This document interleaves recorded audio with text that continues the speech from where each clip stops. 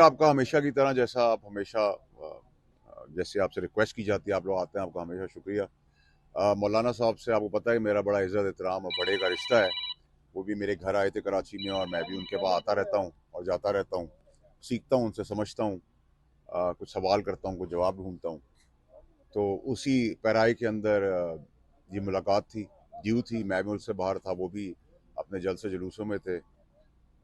तो आगे जो है सवाल जवाब आप कर लें, मेरे ख्याल जिसके लिए आप बेताब हो रहे हैं। 27वीं तरमीम आ रही है, यकीनन आपने बातचीत की होगी। कोई आउटकम आपको क्या नजर आ रहा है? देखिए, मौलाना साहब एक बड़े जीरत और बड़े सॉलिड सियासतदान हैं।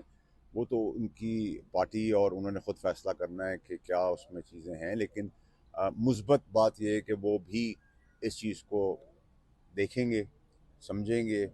उसके अंदर चीज़ों के अंदर कोई सवाल होगा, कोई जवाब होगा, तो ये मुस्बत बात उसके अंदर ये है कि वो भी उन सब चीज़ों को देखेंगे। कतई नज़र के उनकी हमें हमेशा सियासत के अंदर और पाकिस्तान के अंदर उनकी ज़रूरत रहती है और उन्होंने हमेशा पाकिस्तान का साथ दिया है।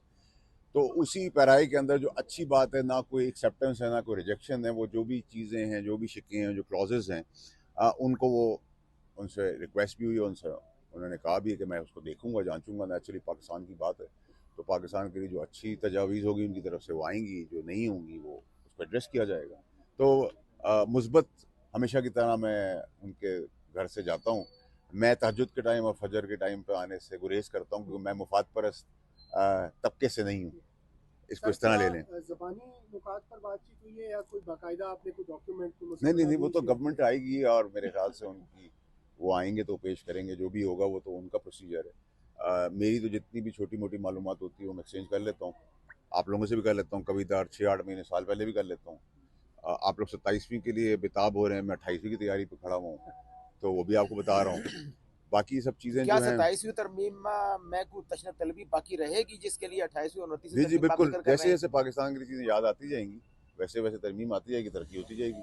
अच्छा। तो फैसल हतमी भाई, कोई ये बताइएगा कि कहा गया था कि जी नंबर्स पूरे हैं, मतलब मौलाना साहब के हवाले से बात चली कि शायद उनके नंबर्स की ज़रूरत नहीं है, लेकिन आज मुलाकात स्पेसिफिकली नंबर्स के हवाले से हुई है या नहीं नहीं, ड्राफ्ट देखिए के ऊपर बात हुई देखिए, है? नंबर्स के ऊपर तो कोई कबात नहीं है। नंबर्स आपको भी अगर किसी चीज़ के लिए चाहिए तो हम आपको फराम कर देंगे किसी फोरम में।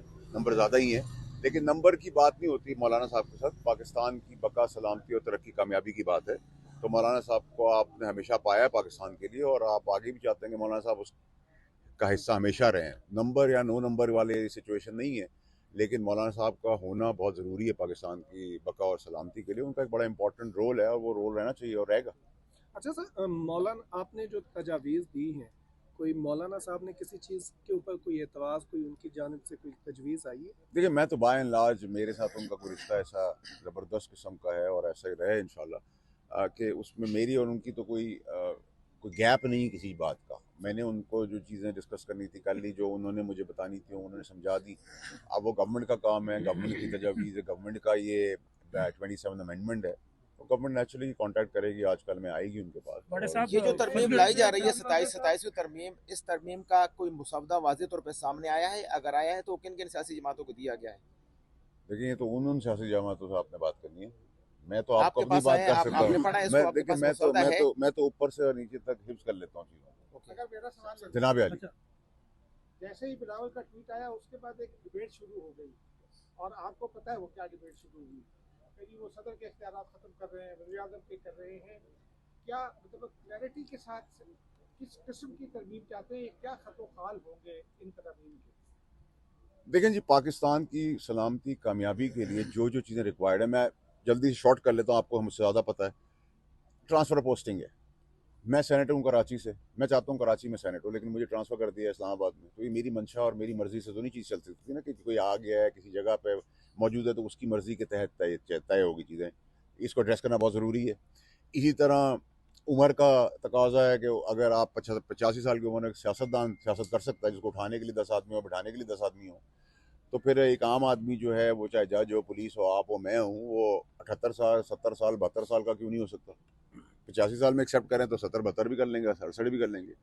पिछले यहाँ आप पहले पैदल चलते थे, फिर ऊँटों पे चलते थे, फिर गाड़ियों पे चलते थे, फिर डीजल पे चलते थे, पेट्रोल पे चलते थे, अब इलेक्ट्रिक पे चलते हैं। तो हर चीज़ें टाइम के साथ साथ चीज़ें चेंज हो रही हैं, तो अमेंडमेंट हो रही है। 18वीं तरमीम को कोई रोल बैक नहीं किया जा रहा, उसके एहसास के तहत कोई जो 2000 अरब रुपए फेडरल गवर्नमेंट देती है, उसके अंदर अगर किसी को एहसास है और उसको नज़रसानी हो जाती है कंसेंसस के साथ, इत्तेफाक के साथ, कोलेशन के साथ, उसमें भी कोई कबात नहीं है। फिर आपका इशू क्या रहा, केयरटेकर के ऊपर बात हो रही है तो वो भी डिबेटेबल सब्जेक्ट है, उसमें भी कोई बुराई नहीं है। अगर आप उससे 243 के तहत बात करें तो 243 क्या कहते हैं, एक मल्टी डोमेन एक टर्म है जिसके अंदर सिर्फ अब ज़मीनी जंग नहीं है, सिर्फ एयरफोर्स की जंग आसमानी नहीं है, या समुंदर की नेवी की जंग नहीं है, साइबर जंग भी है, नैरेटिव की जंग भी है, इकोनॉमिकल जंग भी है, ग्लोबल पोजिशनिंग की जंग भी है। और उस जंग को आगे डिस्ट्रीब्यूट करके उसका फ़ायदा उठाने के लिए अगर हमें अपनी अफवाज को, जिसमें तीनों फोर्सेस हैं, उसमें सिनर्जी क्रिएट करने की ज़रूरत है, तो उस सिनर्जी को हम क्रिएट करेंगे, उसमें हम एनर्जी देंगे, हम उस एनर्जी के तहत उसको मजबूत करेंगे। मजबूत से आपका डिफेंस अच्छा होगा, डिफेंस अच्छा होगा तो आपकी प्रोटेक्शन अच्छी होगी, प्रोटेक्शन अच्छी होगी तो आपकी इन्वेस्टमेंट अच्छी होगी, इन्वेस्टमेंट अच्छी होगी तो बैन अवी तौर पर आपका जो आज मार्का और पोजीशन के बाद आप इंडिया को मार धाड़ करने के बाद, हराने के बाद, जलीलो ख्वार करेंगे, जिस पोजीशन पे खड़े हैं तो वो पोजीशन आपकी बनेगी। अब उसमें आपको जो जो अमेंडमेंट रिक्वायर्ड है वो किसी अभाम के तहत उसका आप ये समझें कि वो हो जाएगी। ठीक है जी, और पाकिस्तान हमेशा जिंदाबाद रहेगा। ये बता दें आपने एक प्रोग्राम में बात की है कि अगर पीटीआई जो है वो आती है नवंबर के अंदर, जो प्रेसिडेंट सेट हो चुका है टीएलपी के साथ, उनके साथ फिर यही किया जा सकता है। क्या पाकिस्तान ऐसे ही चलेगा सर? कोई भी बंदा आता है अपने हकूक के लिए सड़कों पे तो उसके साथ यही सलूक होगा? देखिए मेरे भाई, टीएलपी से मेरे खुद बहुत अच्छे ताल्लुकात है। 2018 से आप सबको याद होगा, आप सब साथ, कुछ हम साथ बढ़े हुए हैं, कुछ हम उनके आगे बढ़े हुए हैं कैमरे के आगे, या हमारे जो मोज़ेज़ दोस्त हैं। टीएलपी का मेरा बहुत अच्छा ताल्लुक है, आज भी था, कल भी है और आगे भी रहेगा। लेकिन क्योंकि उनकी एक इशू की वजह से उनकी पार्टी बैन हो गई, तो ये बैन का ऑप्शन तो आपको नज़र आ रहा है, ये लिखा हुआ दीवार के ऊपर। अगर आपको अब मुझसे सवाल करें, मैं आपका गिरबान पकड़ूँ, आपको गाली दूँ, आपको बालों से पकड़ूँ, आपको कैमरा तोड़ दूँ, तो आप रिएक्ट करेंगे। और अगर आप रियासत होंगे तो अपनी रेड को कायम करने के लिए आपको रिएक्ट करना है। पुलिस अगर खड़ी है और उसके सामने अगर कोई डकैती हो रही है और रिएक्ट नहीं करती तो पुलिस का फ़ायदा क्या है? उस रिएक्शन के अंदर फेंटा भी लगेगा, उसके अंदर भी क्लैरिटी होनी चाहिए। वो मैं खुद क्यों ना हूँ, मैं तो जनरली सब पार्टियों की बात कर रहा हूँ, क्योंकि आप स्पेसिफिक मुझसे पीटीआई की बात करें तो आफरीदी साहब आए हैं, नए हैं, जवान हैं, ग्रास रूट से एक अच्छा प्रेसिडेंट तय हुआ है कि वर्कर ऊपर आया है, बहुत सी चीज़ है, उसको हम वेलकम करते हैं। उस वेलकम के अंदर वो डेवलप करे चीज़ें, प्रोग्रेसिव केपीके के लिए कुछ करे, स्कूल कॉलेजेस सड़कें तामीर करे, कोई अच्छी चीज़ करे और इमरान खान साहब के लिए एक अच्छा रास्ता बनाए, मुस्बत रास्ता बनाए। बदनिस्बत अगर मौला जड़ की सियासत करनी तो फिर इंतजार है इस्लामाबाद को आए, आप देखेंगे फेंटा भी लगेगा। गवर्नमेंट का ऑप्शन है, बैन का भी गवर्नमेंट का ऑप्शन है, गवर्नमेंट का गवर्नर राज का भी ऑप्शन है, तो ये ऑप्शन क्लियर होनी चाहिए। क्यों ढकी छुपी बातें क्यों करें हम क्यों वो रिवायती डेमोक्रेटिक बात मैं नहीं कर सकता, आपको पता है। ये बता दीजिए कितनी एक मज़ामत की तवक्को की जा रही है इस तरमीम पर, किसकी तरफ से? जमातियों की जानिब से पार्टी की बिलखुसूस। देखिए जी, मुझे तो ये बहुत स्मूथ होती हुई और बहुत स्मूथली पास होती हुई नजर आ रही है। एक्सपेक्टेड प्लान ये कि सेनेट से ही होगी, जो जिधर का मैं सेनेटर हूँ, और फिर उसका कमेटी में चला जाएगा, ये एज पर प्लान है।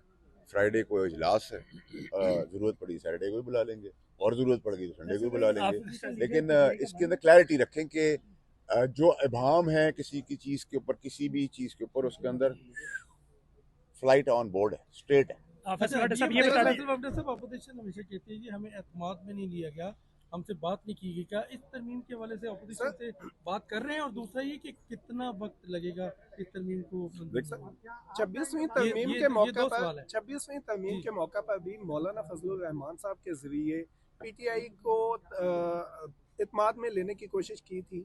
क्या इस दफा भी पीटीआई को इत्माद में लिया जाएगा? देखिए, पीटीआई ने अगर अच्छी सियासत करनी तो उनको इत्माद में लेना चाहिए। वो माने ना माने ये उनका हक है, लेकिन उनको लेना चाहिए और उनको वहाँ बैठना चाहिए। लेकिन अगर उन्होंने वही मनफी सियासत करी, नेगेटिव सियासत की और बाइकआउट और वही ट्विटर और अटन पटन, तो फिर आजकल मौसम बड़ा अच्छा है, आपके यहाँ छल्लियाँ बड़ी अच्छी मिल रही हैं, पकौड़े बहुत अच्छे हैं और वो रेवड़ियाँ बहुत अच्छी हैं, तो फिर वो खाएं, उनकी ज़रूरत तो फिर हमें नहीं है। मौलाना फजलुर रहमान हमेशा स्लो फैसला करते हैं। पिछली दफ़ा भी यहाँ पे रात 3 बजे तक मीटिंग्स हुई हैं। इस बार क्या उम्मीद है मौलाना फजलुर रहमान से? देखिए, मौलाना साहब एक ज़ीरक सियासतदान है। देखिए, उनके बिहाफ पे तो मैं कोई बात नहीं कर सकता, हम उनसे सीख सकते हैं, उनको सिखा नहीं सकते, नंबर 1। और मुस्बत बात यह है कि वो सब चीज़ें देखेंगे। उन्होंने ये तो नहीं कहा मैं कोई चीज़ देखूंगा नहीं, पाकिस्तान के मुफाद में है, उनको कोई चीज़ समझ आती है नहीं समझ आती, तो उनका फैसला है। जहाँ तक आपने सवाल किया कब तक होगा, तो आप कितना जल्दी जाते हैं, मैंने तो आपको बता दिया, फ्राइडे या सैटरडे संडे भी कर देंगे। और इस महीने के से बहुत पहले कर लेंगे। तो सेनेट में ये तरमीम पहले आ रही है, नंबर गेम आपको क्या नजर आ रहा है? आपको किस जगह पे कुछ नंबर चाहिए तो हम आपको दे सकते हैं।